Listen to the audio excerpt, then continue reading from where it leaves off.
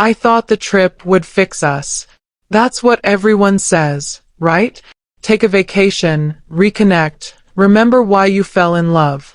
So when Marcus suggested 2 weeks at that luxury resort in Santorini, the one with the infinity pools overlooking the caldera and the whitewashed villas that cost more per night than our mortgage payment, I actually felt hope for the first time in months. We'd been distant, sure.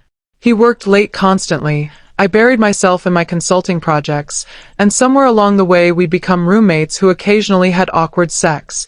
But Santorini would change everything. The sapphire water, the sunsets, the wine, the food, just us with no distractions. I spent weeks planning it, booking the couple's massage, the private sailing trip, the dinner at that Michelin-starred restaurant carved into the cliffside. I bought new dresses, that white linen one he'd loved on our honeymoon, the blue silk that made my eyes look like the Aegean itself. I wanted to be the woman he'd married again, the one who'd laugh at his jokes and steal bites of his moussaka and hold his hand while watching the sunset turn the sky impossible shades of pink and gold. The first 3 days were perfect, almost aggressively perfect. We arrived exhausted but excited, dropped our bags in the villa with its private plunge pool and that view that didn't seem real, like someone had photoshopped the most beautiful place on earth. We made love that first afternoon with the doors open to the terrace, the warm breeze carrying the scent of jasmine and salt, and for a moment I thought we'd already fixed it, that the distance had just been circumstantial and proximity was the cure. We explored Oia hand in hand, navigating the narrow streets packed with tourists, stopping for wine at tiny tavernas, taking 1,000 photos that I knew I'd post to make everyone jealous. He seemed present, attentive even, complimenting the white dress, ordering for both of us in his terrible Greek that made the waiters smile indulgently, suggesting we wake up early for sunrise even though he hated mornings.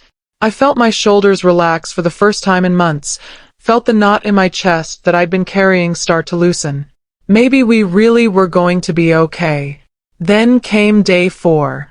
We'd planned the private sailing trip, just us and a captain who'd take us around the caldera, stop at the hot springs, serve us lunch on the deck while we anchored in some hidden cove.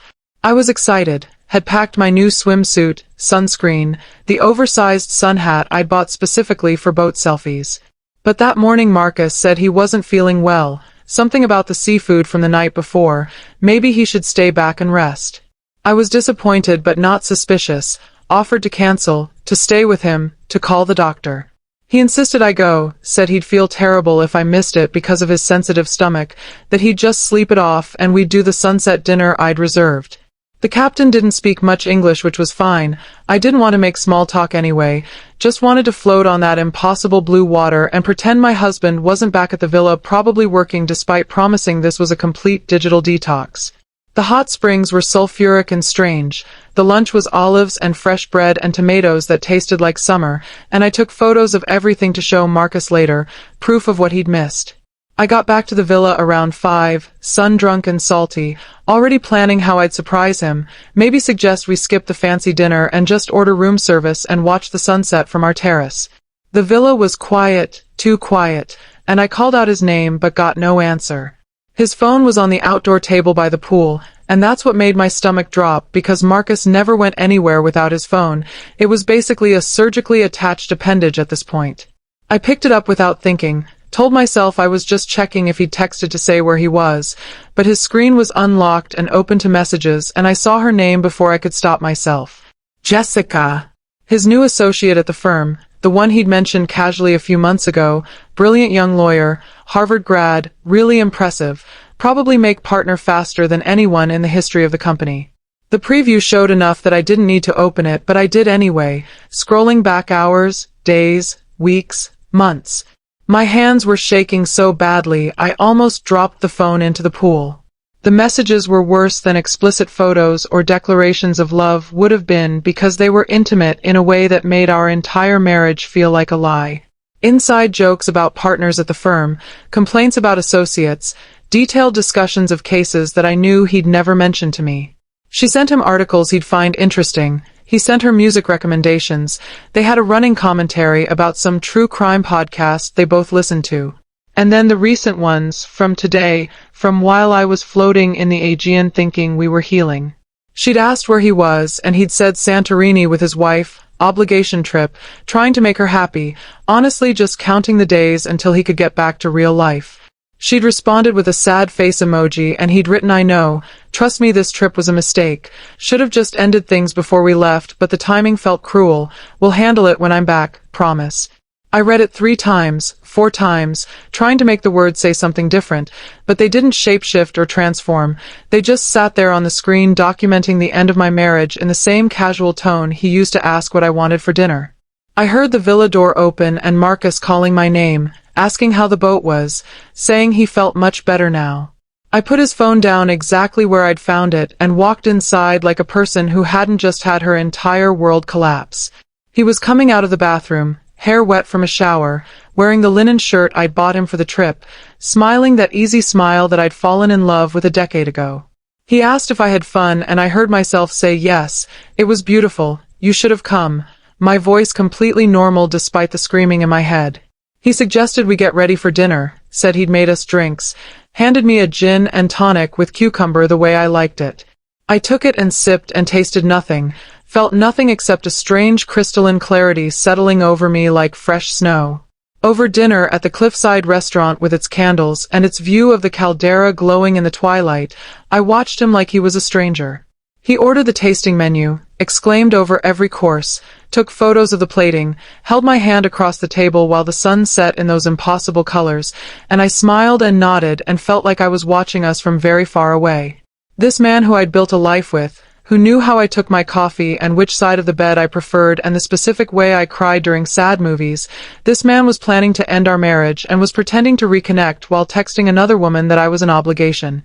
The waiter brought us complimentary champagne for being such a beautiful couple, so clearly in love, and Marcus raised his glass to us, to fixing what we'd almost lost, and I clinked my glass against his and drank and said nothing at all. That night I didn't sleep, just lay next to him listening to him breathe while my mind raced through options. I could confront him immediately, scream and cry and throw things like I wanted to, but then what? We'd fight for the remaining 10 days of the trip we'd already paid for, thousands of dollars down the drain, or we'd fly home early and everyone would know something had happened and I'd have to explain before I'd even processed it myself. I could pretend I didn't know, finish the vacation in this horrible pantomime of marital reconciliation, but the thought made my skin crawl. Or I could do something else entirely, something that the old me would never have considered, but that the new me, the me who just discovered her husband's betrayal in paradise, found oddly appealing. By morning, I had a plan. I woke up before Marcus, took his phone while he was still sleeping, and methodically screenshotted everything. Every message with Jessica, every too familiar exchange, every complaint about me, every promise to handle it when he got back. I airdropped them all to myself, then deleted the evidence of the transfer from his phone. Then I got dressed, put on makeup, came back to bed and pretended to wake up naturally when he stirred. I suggested we spend the day at the resort, just relax by our private pool, get massages, enjoy the villa we were paying so much for. He agreed immediately, probably relieved he wouldn't have to fake enthusiasm for sightseeing, and we spent the day in what he thought was comfortable silence but was actually me plotting. Marcus had made a fatal miscalculation, you see, because his entire career was built on his reputation. Not just his legal skills, though those were considerable, but his image as the devoted family man, the guy who left the office for his kids' soccer games that we didn't have yet, who talked about his wife in meetings, who projected stability and trustworthiness and traditional values that the firm's older partners loved. His Instagram was full of carefully curated couple photos, anniversary posts with captions about finding your person, throwback wedding pictures with paragraphs about commitment. He built a brand around our marriage, used it to distinguish himself from the young ambitious sharks like Jessica, positioned himself as the responsible choice for the clients who wanted someone mature and settled handling their money. And I had the screenshots that would demolish that brand completely. The next few days, I played the perfect wife while constructing my exit strategy. I smiled for photos that I'd absolutely be using later, suggested romantic activities, complimented him, even initiated sex once just to see if I could, and discovered I could dissociate quite effectively when properly motivated. I spent hours on my laptop while he napped, supposedly working on a project for a client, but actually crafting something much more important. I was a brand consultant, after all. That's what I did. built and destroyed reputations for a living, and I'd never been more motivated than I was sitting on that terrace overlooking the caldera planning my husband's professional demolition. I knew exactly what I was going to do. I'd wait until we got home, let him think the trip had worked, let him relax into the false security of believing his secret was safe. Then I'd file for divorce on grounds of adultery with evidence, make sure it was public record, make sure his firm knew exactly why the marriage that he'd leveraged for 10 years was ending. But more importantly, I was going to write about it. Not some bitter blog post that people would dismiss as a scorned wife's revenge, but a thoughtful essay about marriage as professional currency, about how men in corporate America use their wives as props for advancement, about the specific kind of betrayal that happens when your relationship is someone's career strategy. And I was going to publish it in exactly the kind of prestigious outlet that Marcus's clients read, the kind of publication that would come up immediately if anyone Googled his name. By day 8, I'd finished the essay, sent it to an editor I knew at a major business magazine, explained the situation, and gotten an enthusiastic response. They wanted to run it, wanted to fact-check it, wanted to make sure they weren't opening themselves to a lawsuit. I sent them the screenshots, the evidence, everything documented and time-stamped. They cleared it with legal and scheduled it to publish the same day. I'd have him served with papers. The editor suggested I use a pseudonym, but I refused, said my name was going on it, my face, my full professional identity, because I wasn't ashamed and I wasn't hiding. They loved that, said it made the piece even more powerful, first-person courage in the face of betrayal, very on-brand for their feminist moment. The remaining days of the vacation were almost enjoyable once I stopped seeing them as a failed attempt at reconciliation and started seeing them as reconnaissance. Every time Marcus checked his phone to text Jessica while thinking I wasn't looking, every time he sighed wistfully like he wished he was back at work, every time he suggested we take a photo for Instagram with some caption about love and commitment, I documented it mentally for the essay. I interviewed him without him knowing, asked him questions about his career, about how important his reputation was, about how he thought partners evaluated associates for advancement. He talked about trust, about character, about how clients wanted to work with people who demonstrated good judgment in all areas of their lives. I nodded and took mental notes and felt something that wasn't quite happiness but was close enough. We flew home on a Tuesday, both of us exhausted from the overnight flight, and Marcus immediately checked his work email in the taxi, already sliding back into his real life where I was the obligation and Jessica was the excitement. He kissed my forehead when we got home, said the trip had been exactly what we needed. He felt so much closer to me now. We should do it again next year.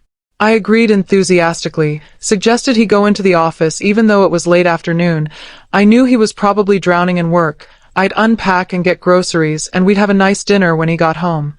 He looked so relieved and grateful that I almost felt bad, but then I remembered his words. This trip was a mistake, and the guilt evaporated. The essay was scheduled to publish Thursday morning.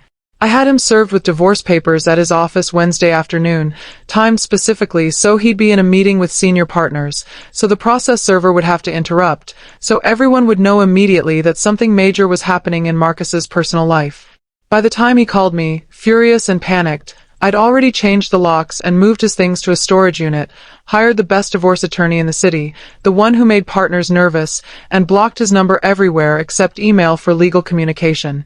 The essay went live at 6 a.m. Thursday with a headline that his firm's PR team probably saw before he did, because they had alerts set for partner names. The Wife Appliance. How my husband used our marriage to climb the corporate ladder, then discarded me when he got there. It included everything. The screenshots with Jessica's name redacted but the intimate tone obvious, the quotes about me being an obligation, the detail about planning to end things after the trip he pretended was about us reconnecting. I wrote about Santorini, about the specific cruelty of betrayal in paradise, about discovering the messages while floating in my private pool, about playing the perfect wife while he texted another woman.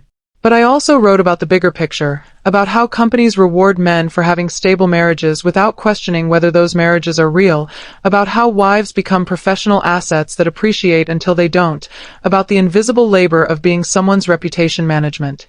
The piece went viral immediately, not just in business circles but everywhere, shared by women's sites, discussed on morning shows, trending on Twitter under hashtags about corporate wives and performance marriage. The magazine's website crashed from traffic. My phone exploded with interview requests, podcast invitations, even a